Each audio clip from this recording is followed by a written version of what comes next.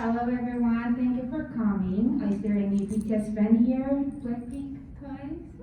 Oh, I see some heads, okay. Thank you for being an army for us, and for those who are not necessarily BTS fans, thank you for being here. We're very honored today to share our own stories and make our voice heard, so thank you for being a part of that journey. So we'll start by sharing off the land acknowledgement, and I will hand it over to Katie. Thank you, Hannah. Good afternoon, everyone. So we are here to talk about thriving or surviving experiences of Korean international staff in the U.S. higher education. I'm Katie. I use she and her as my pronouns, and I am a faculty member at the University of Georgia. I'm going to begin with the land acknowledgement. ACPA acknowledges that the land we are meeting on today is within the historic homelands of the Osage Nation, the Oto-Missouri tribe, Miami tribe of Oklahoma, and the Peoria tribe of Indians of Oklahoma. We acknowledge the painful history of genocide and forced removal from this territory, and we honor and respect the many diverse indigenous people who have and continue to cultivate relationships to this land on which we gather. Specifically for the prisoners, so I work and live in Athens, Georgia, and I like to acknowledge the ancestral homelands and traditions of Eastern Cherokee, the Ute Bands, and the Muskogee Nation. I honor them, their legacies, their traditions, and their continued contributions. My other beautiful prisoner, Hanna, she lives in Oswego, in New York, and we would like to recognize with the respect of Onondaga Nation, the people of the hills, or central firekeepers of the Haudenosaunee Confederacy, the indigenous people on whose ancestral lands Oswego now stands. And lastly, KyoungAh, my other beautiful prisoner here, she lives in Pittsburgh, and we acknowledge the ancestral land of the Adana culture, Hopewell culture, and Monongahela people, who were later joined by refugees of other tribes. So we all acknowledge and we respect their lands. So we are here in ACPA tonight, so ACPA provides an opportunity to discuss concepts that span a variety of audiences and contexts in higher education.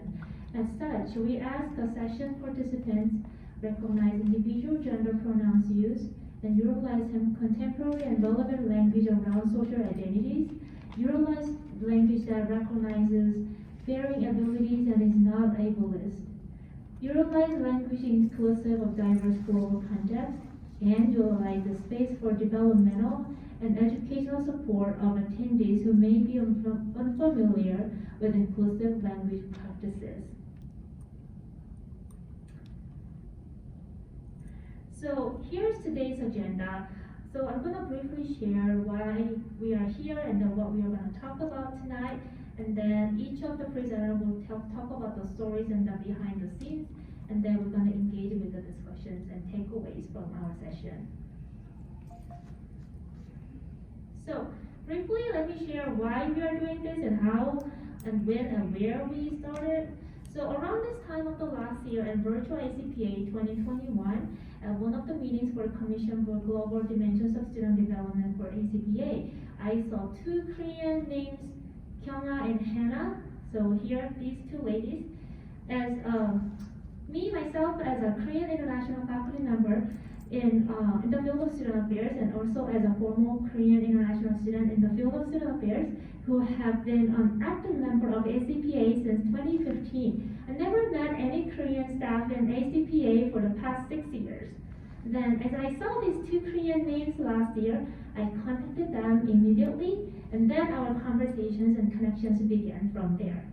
So yes, it is very rare to have Korean international staff on campus in student affairs divisions, and while there are a good number of Chinese or Indian international staff on campus, this means that Korean staff sound lonely, and we need a community and need support group. So then, these three Korean international women who are in the field of student affairs decided to share our stories and lessons that we learned with the audience of the ACPA for tonight. So by doing this, we wanted to discuss important but missing perspective and narratives from Korean international student affairs professionals as we share our journey to becoming student affairs professionals as non-US citizens. Are you ready? Okay, so let me begin by sharing my story. So now I am a faculty member in student affairs, but I also have pretty diverse experiences working in different student affairs divisions across different institutions. So if you look at the picture, I worked at the residence life at Michigan State University as a community counselor, provided counseling services and community programs for graduate students and international students. So left side corner, the flag with the Spartan, that's where I lived and worked as a residence life staff. And that's the first institution that I started as international student. And I worked at the international office for New York University, providing advising and new student orientation to international graduate students at NYU. And I still remember that it was the best position I ever had. I truly enjoyed working with new international students and then help them to settle down in the US and the New York City. And then I worked at Pratt Institute, which is the center and the down picture.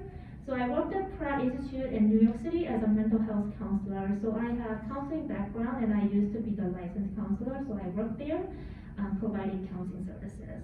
I also worked at the University of Maryland Counseling Center as an academic counselor. So these are the spaces that I worked as a Korean international staff, and like I said, I never had any Korean international staff in my institution, so I was always the only one person.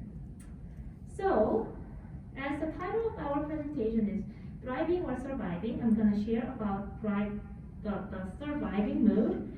So, let me share about the struggles as a student and as a staff member. So, as I worked on those different positions, I struggled with multiple issues such as acculturation, loneliness, isolation, language barriers, academic stressors, and constant concerns about the future. As an international student affairs practitioner, I encountered multiple occasions of making mistakes due to the cultural differences, different social norms, and interpreting others' intentions in correct ways. Maybe some of you might relate to it, maybe not understand. So, but because all my supervisors and mentors were Americans, I could not 100% share what happened to me and why those happened to me. So I never just shared what happened to me and why those happened to me, and I couldn't really seek help for those people because I felt that they would never understand me. So again, I was always the only one. Those moments lead me to feel lonely and isolated. I have been always the only one international staff. I was the only international and Korean staff, and other colleagues would not and never understand me, or they don't see my struggle because they don't experience those type of difficulties. So they don't have the same struggles that I had. So that's my assumption. And I guess that being the only person has been my thing. And since I'm still only international faculty in my department, we have over 30 faculty members in my department, but I'm still the only international faculty, and I'm the only Asian faculty. Another struggle, so English proficiency was another top stressor that I had as international staff. So I was able to speak some English at the time, but my limited English proficiency made me look less professional, look less competent, look less confident, and less knowledgeable, and less attractive. I definitely remember those moments. I saw that students or other colleagues, they tended to run to native speaking American staff member when they had some issues, not to me. And then I knew that they didn't really think me as a professional person that run to. Another issue, anxiety and constant concern about the future was another stressor. As many of you might really relate, because this is not my home, here is not my home, I'm here as a foreigner. I had to figure out my own way to support me to legally stay here in the US, and then there is no guaranteed future for anyone. So the uncertain future as a staff member and as an international student was really another burden and stressor for me. And that's when I really tried to too hard and hard to get there. So those were my struggles, and sometimes I feel that this is really the dark side of my surviving mode as a Korean staff. So I still call them struggling and surviving mode. And the next slide. So however, the story didn't end there. So the story didn't end at the negative side. So this is not the end of the story. So again, so because I went through those difficult times and those struggles, I became to envision my research project, and I was able to create the main research line on international students. So although it was really the surviving mode and it was really struggling mode, I was able to transfer those struggles and sadness to my my thriving mode, because I was able to create my research agenda based on my struggles. So I'm actively conducting several research projects on international students because of my previous experiences. Without those difficult times, as a Korean staff, as a Korean international student, I will never see the need for the international students. So now, I'm very thankful for those experiences, and and those struggles, I'm really thankful. And also, I'm really thankful about the dark side of me, and the fact that the story didn't end there. So I would like to wrap up my story by sharing some 2 cents from my experiences. So if you are international staff or international student, here are some items that I want you to remember. So please get support from your advisor, your mentor, and your supervisor. Your supervisor is a person that you can turn to, that you can run to when you have some problems, because your supervisor is a person who evaluates and who reviews your performance. Seek help from other staff or faculty in other institutions as well. So your mentor, your supervisor cannot be just confined in your institution, but use different methods of connecting to other people in other institutions. Institutions have different culture, so if you connect with other institutions, you are exposed to the different culture, different people, different resources that you never really experienced. So use ACPA, use NASPA, or use NAFSA to connect with other supervisors and other mentors. So like the way that I met KyoungAh or Hanna through ACPA and Global Commission, started to be actively seek for your people across different institutions, across different professional organizations. And another 2 cents that I wanted to highlight, please know your strength, your strong points, and try to maximize your strong point and strength. So everybody has a talent. Try to focus on your talent. Not to focus on your weak points, but try to seek your strength and then try to maximize what it is. I really want more international students and international staff.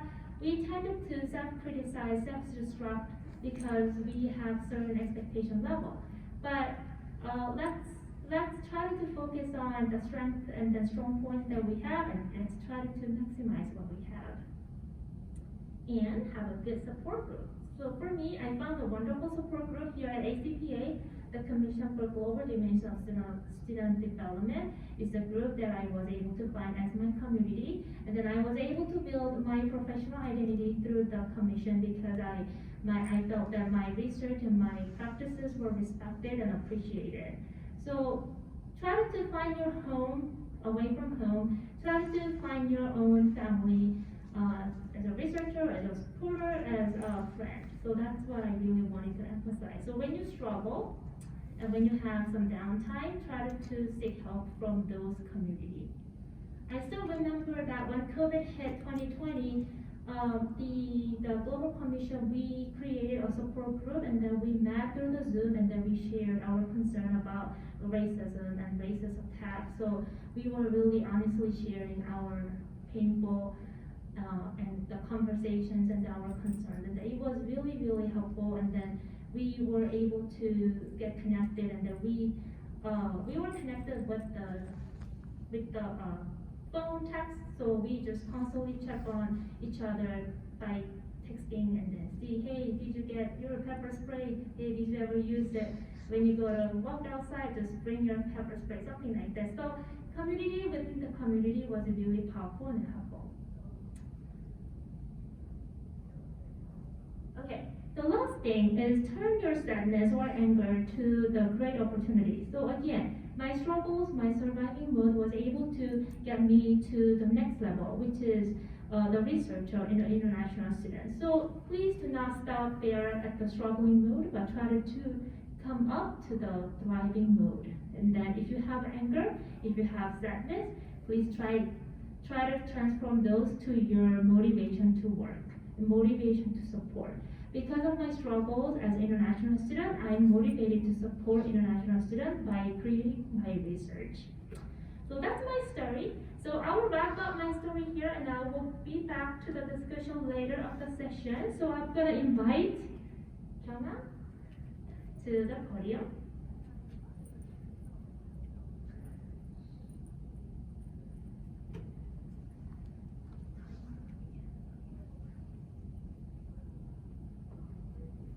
Good afternoon, everybody. My name is KyoungAh Lee. I use she and her pronouns. I serve as the Assistant Director of International Programs and Student Affairs at the University of Pittsburgh. My name is KyoungAh. I know it's sometimes hard to pronounce. It's KyoungAh. And then it's like, maybe it's hard to remember too. It's like K, maybe I'm from South Korea. K, and then Young, maybe I look younger than my age. Young, Kyung, and then KyoungAh Lee. You know, I remember when I got my name when I was young in Korea, I never thought, my name is hard. My name is hard to pronounce. But when I got here, I didn't know that my name would be a barrier for me to get a job, for me to connect with people. And it's sometimes, still my colleagues don't really pronounce my name because I understand maybe they don't want to pronounce it wrong. It's hard to pronounce, hard to remember. So it's sometimes, the way how I introduce myself, it takes like 30 seconds, right? The way how so, somehow it's one of the challenge that I face as well. Language and cultural barriers. Maybe when I got here, like 10 years ago, from Korea, maybe I found it like this. My Korean pronunciation, my accent, maybe I sound it like that, broken language, sometimes people don't really understand me, although I studied hard in Korea to pick up the language. And then I remember when I was, in college as a student, as an international student, I really want to get involved, get engaged as a student leader, but I couldn't find any opportunity because the way how I saw the student leader figure was very well spoken. You have to articulate thoughts and ideas in English very well. You have to be extroverted. You have to be outgoing. Maybe I'll be able to pretend that way if I speak Korean to be the student leader. But with my culture barrier and language barrier, I couldn't do that. But fortunately, I was able to get an opportunity in the international missions as a student ambassador, and I found my passions helping and supporting students. That's why I landed this opportunity. Still, I've been living in the United States more than 10 years. Sometimes I feel safer on campus because people know me. KyoungAh work and provide support system for international students. But when I go outside, for example, DMV to renew my driver license, sometimes I feel like I'm treated as a child. Or sometimes, they kind of ignore me too. Maybe I'm smaller, I still have accents. When I get nervous, I have more Korean accents. Sometimes when I call the customer service, when I talk about legal and health insurance stuff, I don't think it's about my English, it's about the culture. My parents don't really know the system. I'm not familiar with, so I want to double check, triple check that I make sure that I follow proper protocols and I do the right thing. So I kind of ask them, twice and 3 times, just want to make sure. But they maybe get annoyed. They hung up on me sometimes, or sometimes they ask me that, like, did you understand? So I was like, still, I've been living in the United States. I'm educated. I have skill set to do my work well. I am competent, but I feel like I'm still depending on where I am, who I interact with, I still have that feeling. But I think all the disadvantage that I feel like I had as an international student, it became my strength when I took this job. Being a bilingual, have cultural differences, because of those experiences, all those my identities, I'm able to help international students and international community better. During the, I'm a visa holder as a professional, worker in the United States. I've been living in the United States more than 10 years, but I'm still struggling. Whenever I ask about just so you know, my supervisor, my department are super nice, in terms of helping me, supporting me, but still, I feel like I have to approach them, kind of beg them, or asking a big favor to sponsor me, what's my next step, because I know it's a work for them, it costs money, and I know everyone is busy, so I don't want to be burdened to them, but that's something that I have to do. So I'm still struggling. And then, the process, it's so complicated that I still don't know what's gonna be next. I'm the person, I plan A, B, if it does C, D. But because of my visa status, I can't really plan my future more than 2 or 3 years. So that's also one of the struggles that I expected. I have to deal with a stressful thing, unexpected thing as well. And then also the challenges and difficulties, especially that I got during the COVID. Everything shut down around March, 2 years ago, around this time. All the emotions and challenges that my colleagues had, I actually experienced that a month or 2 months before that, January, February, because my family is in South Korea. Everything was locked down. No one knows what coronavirus was. I felt very, there was nothing that I could do for them. I can't really go back. I couldn't really do anything. So all the emotions and, the struggles that I had in January, February, that my colleagues didn't understand because no one really talked about, coronavirus. March 2020, actually I was better than how my colleagues were doing because I've already had indirect experience of hearing about COVID a lot from my family in South Korea. But when there was a lot of, Asian hate, China, people call it China virus, people yelling at, Asian people. Around that time, I was more afraid of people than coronavirus because COVID, I can protect myself. Maybe I can limit myself meeting people. I can wear my mask, wash my hands. But people, there's nothing that I could do. If someone is yelling at me, if I'm getting attacked on the street, what can I do? There's nothing that I could do. My mom was calling me for 2 weeks not to go outside, don't walk around the park.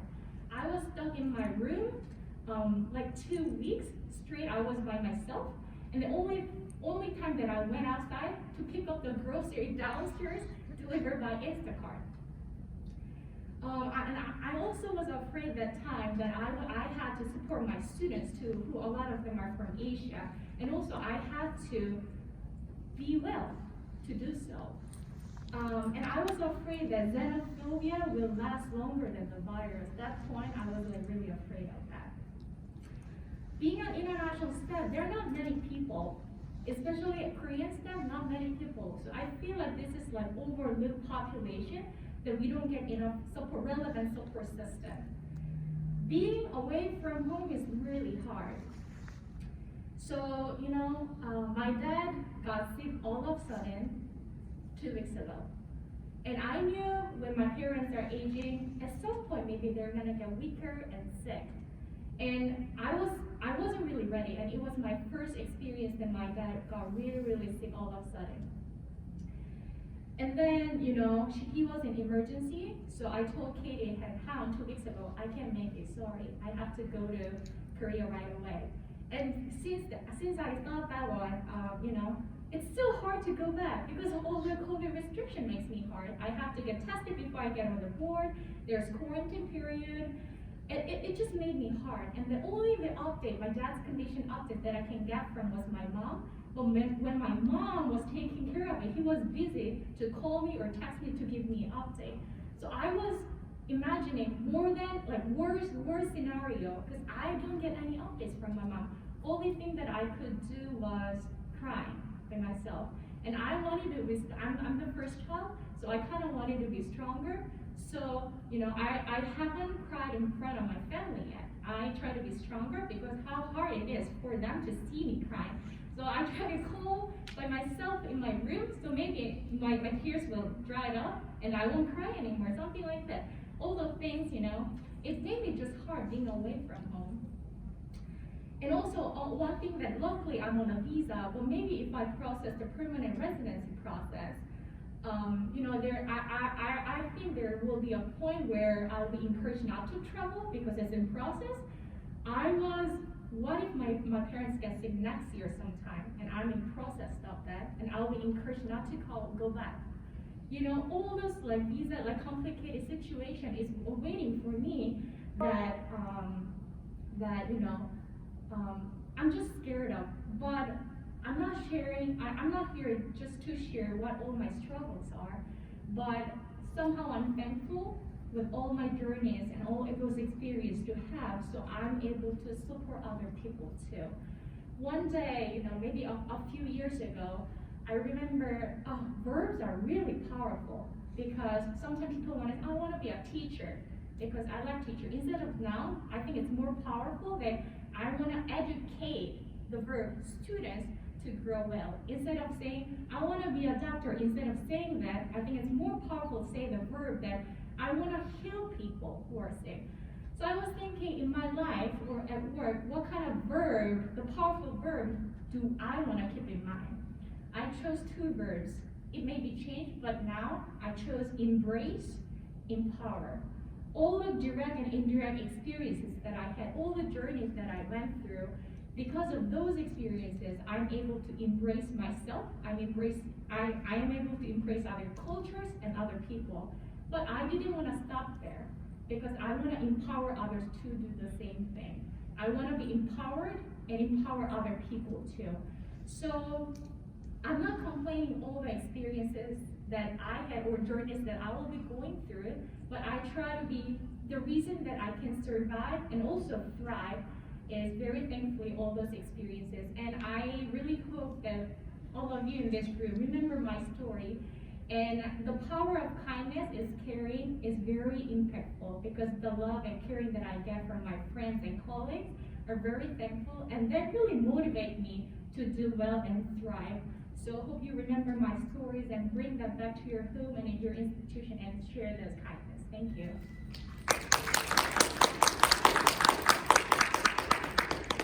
Thank you, KyoungAh and Katie, for sharing your stories. I want to give them a big warm hug. Okay.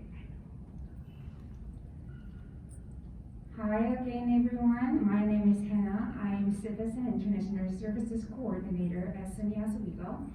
My experience is similar to KyoungAh and Katie, but slightly different in a way that I came to the U.S. as a non-degree seeking exchange student back in 2014. So I came here as enjoy the American higher education system as an exchange student. But the interesting part is after 2 weeks, I had to fly back to Korea and had a family visa interview to get a green card.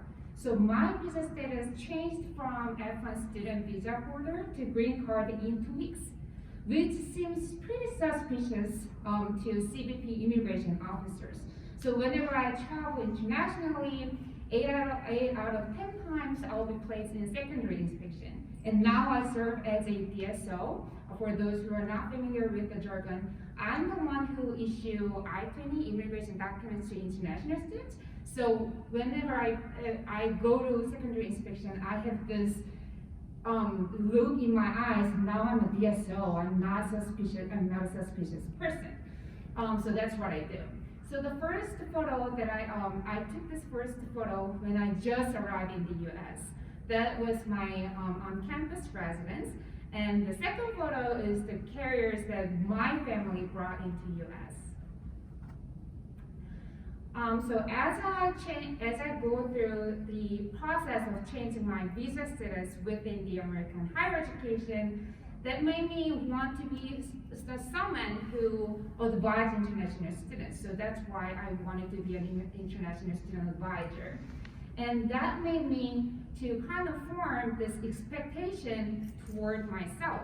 So whenever I have students, when I have students who go through the similar process, I naturally have this kind of drive to really help students, not because I am here to work as an international student advisor, because I was there 7 years or 8 years ago.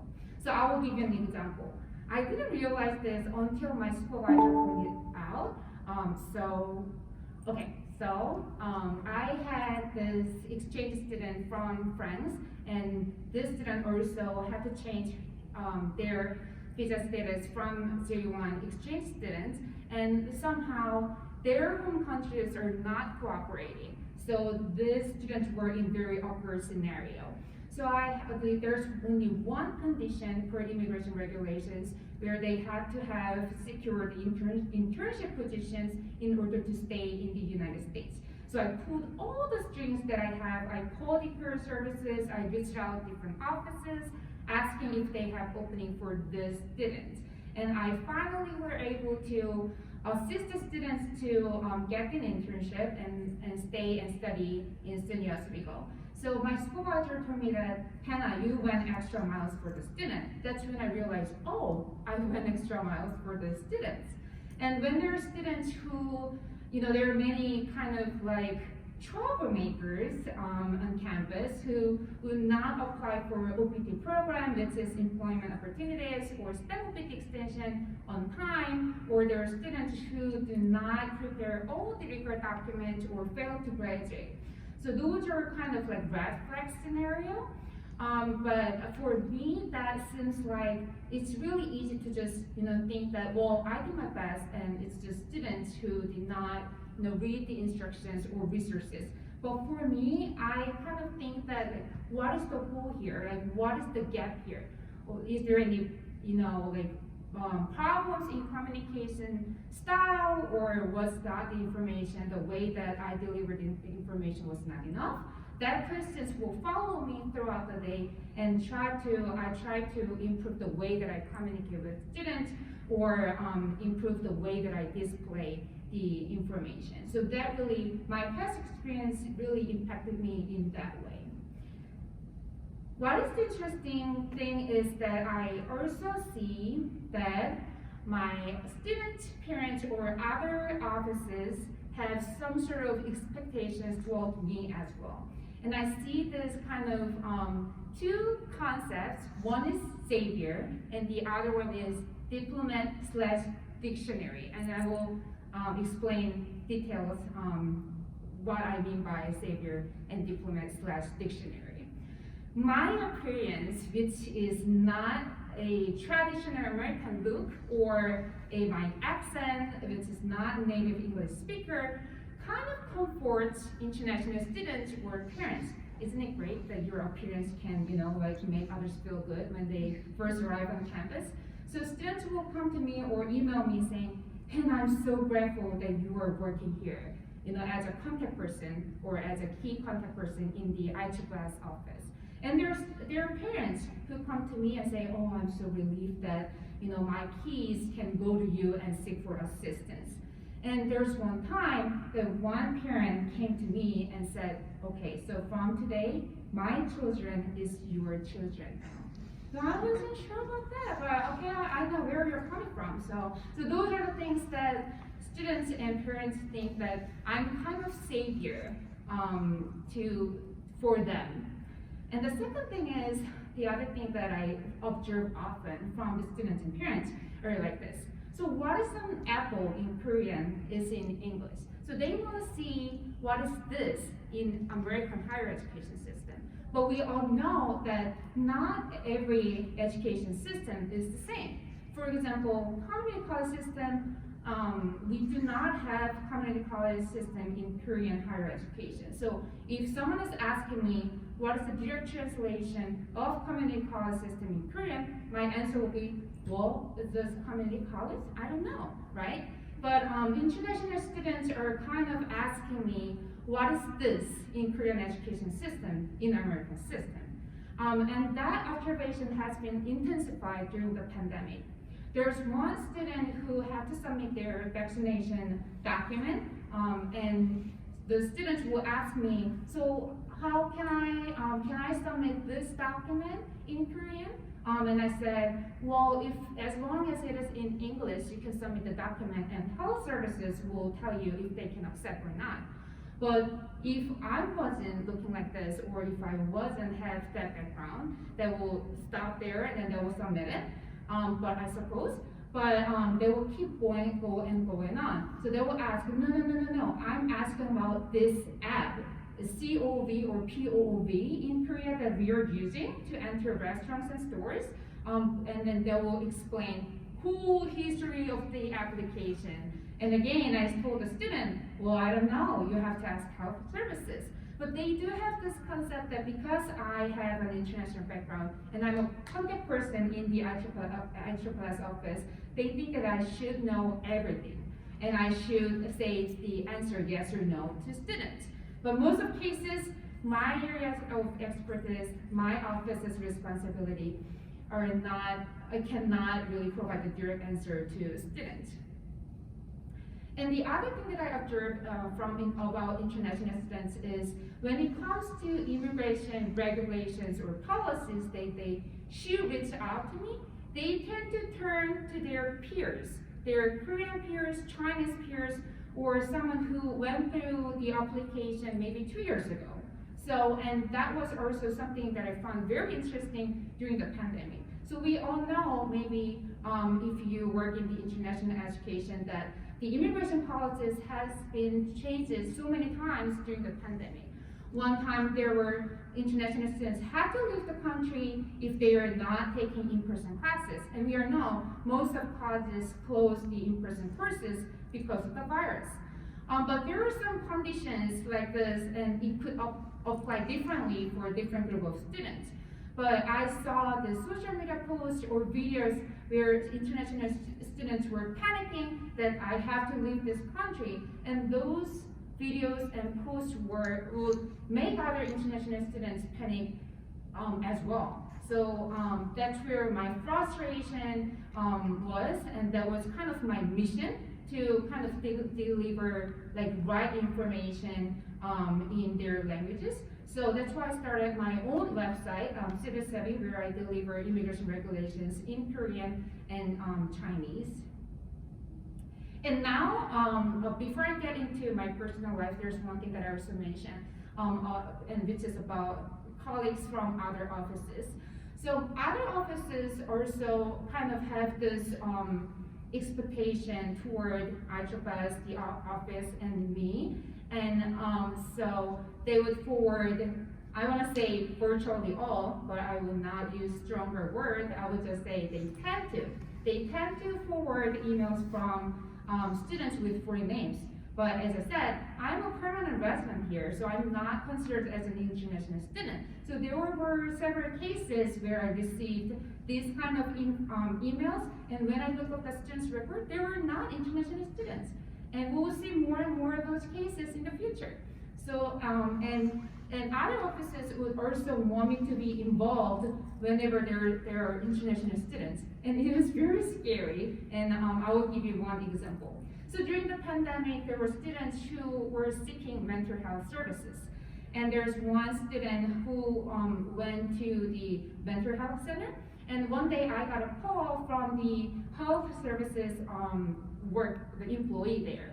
And she wanted to have me and have a conversation with the student. And that may be really scary, because I know that students went there to seek some assistance from the professional, and I'm not licensed professional like Katie, so I didn't want to say anything that would freak the student out. So I was like, well, that student went to your center for reasons, and I deliver all the information, let's say health insurance, that students should know. So I would appreciate if you could assist the student. But how they take my answer is like, well, but they just wanted to talk with someone who has similar background, international background. So I thought it would be great if you could just have a word with the student.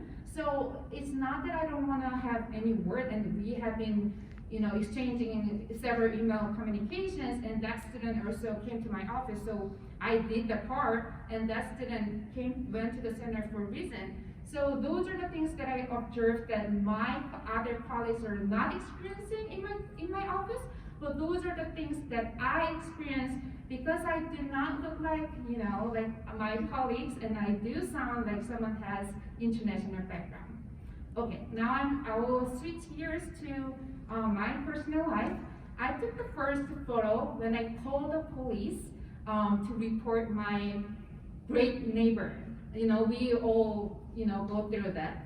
So I couldn't fall asleep because of my neighbor.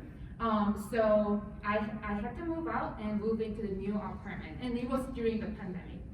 And we were there. We saw how it is, how difficult it is to find a new apartment and move in during the pandemic. So my colleagues, like every one of them, helped me to move in, to find a new apartment, and give me resources. So I really appreciate the help that my colleagues gave me. So I think it would be great if the office or department or the institution have some sort of list of apartments or like houses where out-of-towners or someone who has an international background can refer to when they were looking for housing resources. And the other thing, as you can see, is healthcare. And I think American healthcare, it's notorious, but again, I really agree with what others interpret American healthcare. And here's why. I really don't like this term, family doctor. What kind of doctor is family doctor? So what about me who do not have family in this country? I cannot go to see family doctor, so I need to find my own family/primary doctor. And I started this position a semester before the pandemic started. Like we educators say a semester, others say 6 months before the pandemic started. So anyway, so it didn't really occur to me that the first thing that I have to is just find a doctor and sign up as a new patient. But I didn't. And the pandemic started, and I was sick, not because of coronavirus, thank God, but I was sick. But I couldn't go to hospital, I couldn't see the doctor. And I signed up as a new patient, but there were very few hospitals or healthcare providers who were accepting new patients. But anyway, I did it, but I still, at this point, I don't have primary doctor. So this is really a problem. So I think it will be an idea for offices, departments, or institutions to have this kind of partnerships for new employees or out-of-towners like me, and just provide those resources to them so that they can be, maybe like the first thing that they could is find a doctor and sign up as a new patient so that they can seek the healthcare services when they need to. So those were my stories. Thank you for listening, and we will open this floor up for discussions.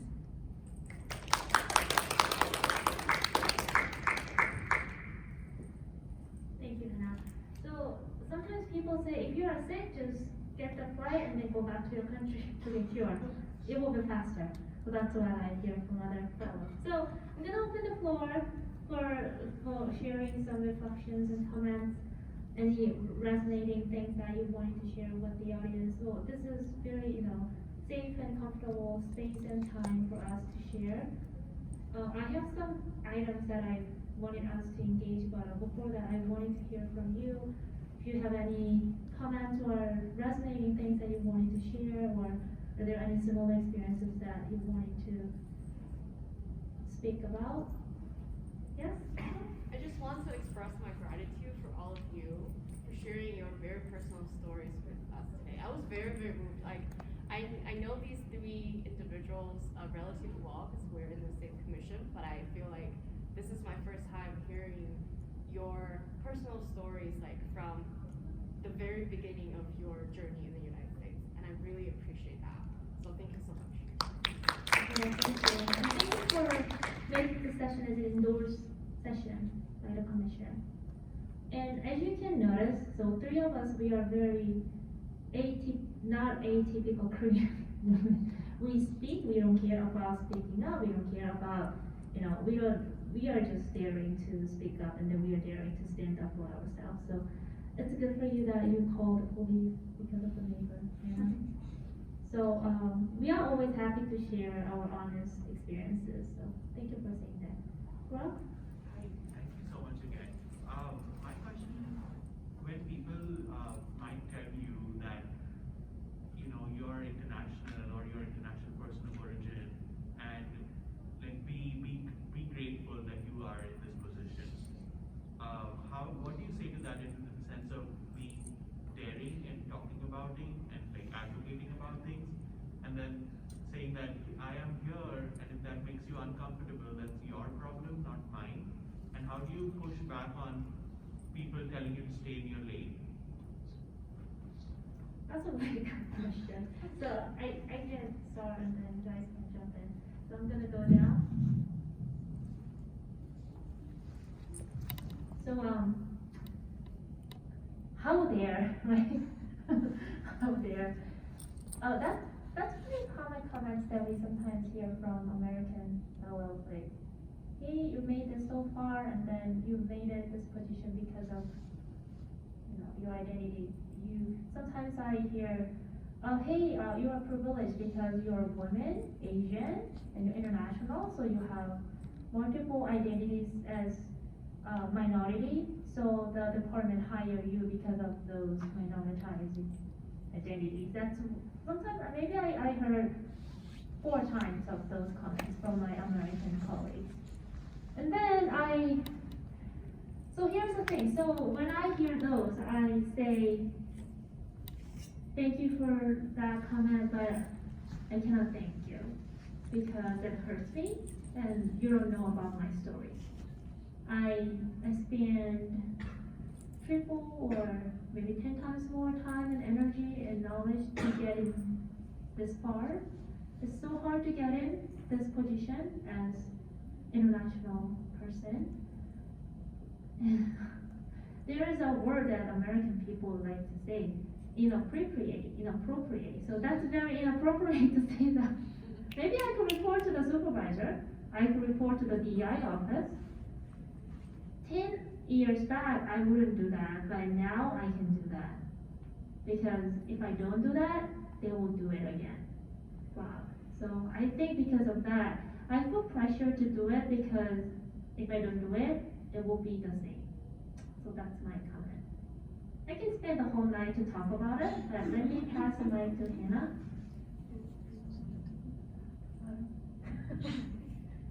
Okay, well, thank you for the question. So I think Rob and brothers, when that kind of brutal question comes up to you in front of you, you are just nervous because you're not ready. So I guess if we are ready to answer to that type of question, then we will confidently say something. So sometimes I do practice some questions and answers, even though it didn't occur to me, like a job interview. I sometimes, maybe I look really weird, but sometimes in front of the mirror, I sometimes practice some conversation as if that happened. Any other comments, or you will raise your hand? Yeah, hello everyone. My name is Natalie. I'm coming from the University of Florida. Thank you all. I came in a little bit late, but it was great to hear each of your narratives. Hearing a comment like that really sits with me. I hope that no one, I know that you have said that you have heard someone say that. I would definitely remind them that regardless of whether it's a privilege to be here, you're still here. You still have the authority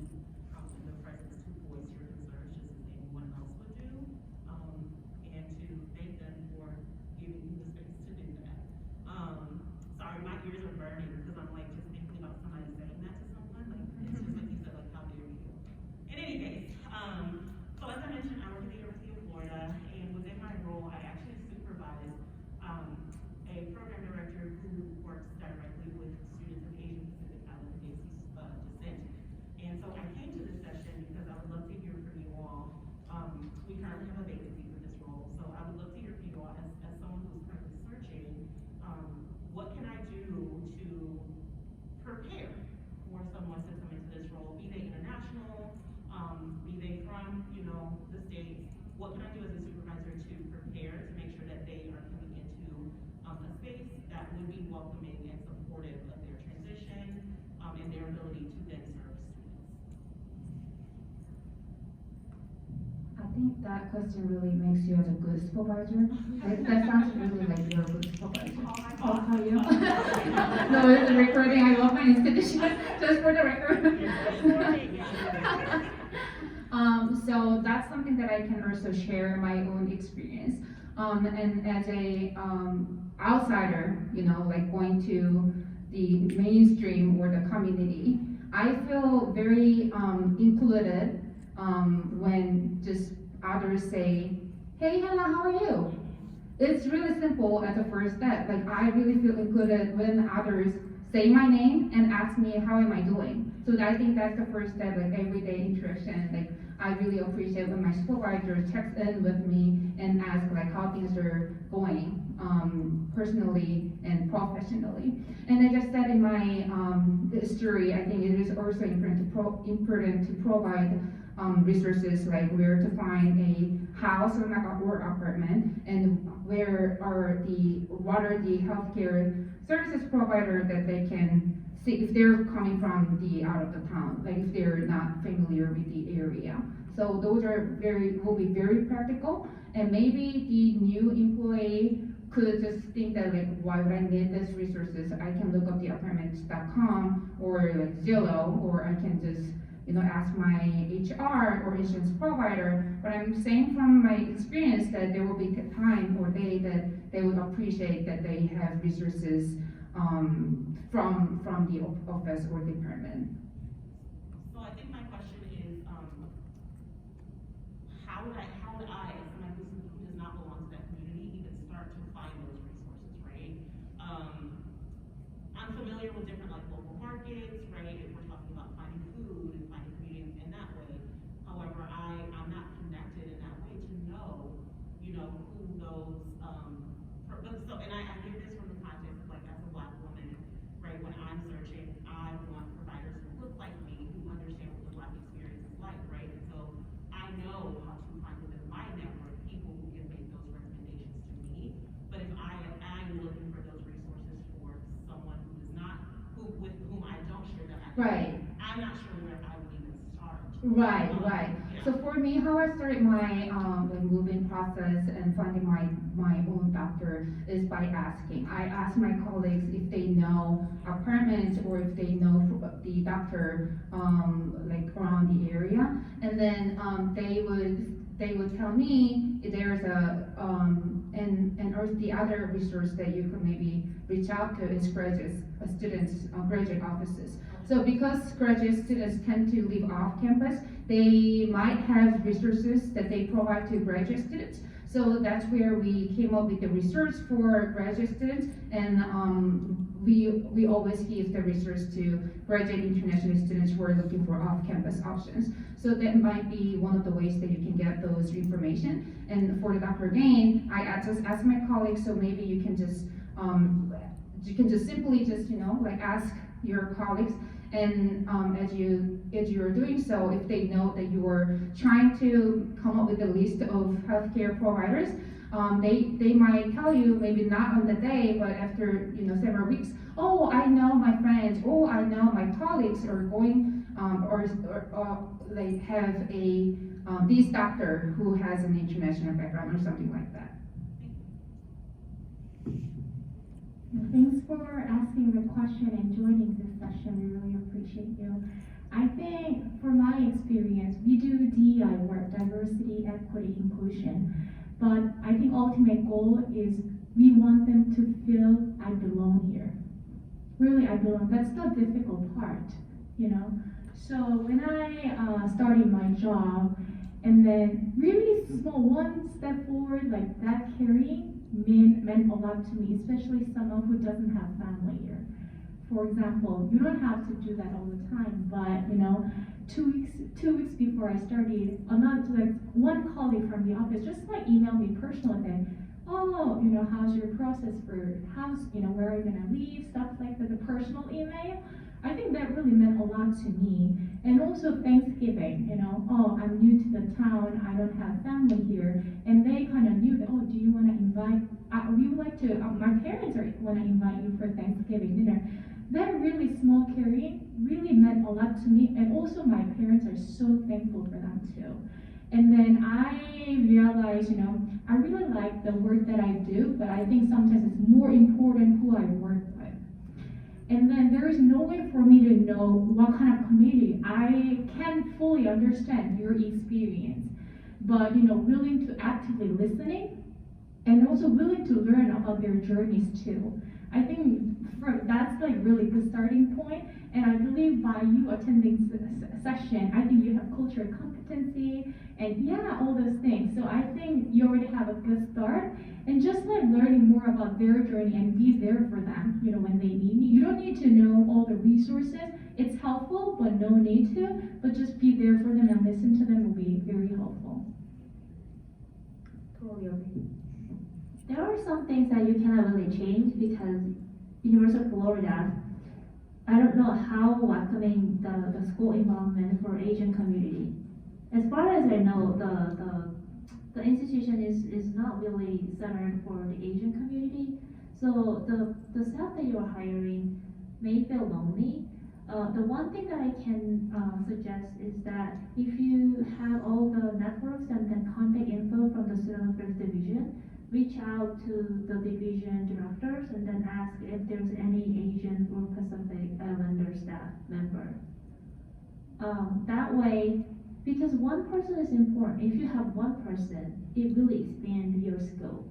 So if your hired staff who is Asian has one other Asian fellow, then it will be a lot different. So if you can reach out to your colleagues, you just reach out to them.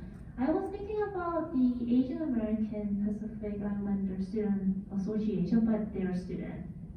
So there is no such a association for the staff.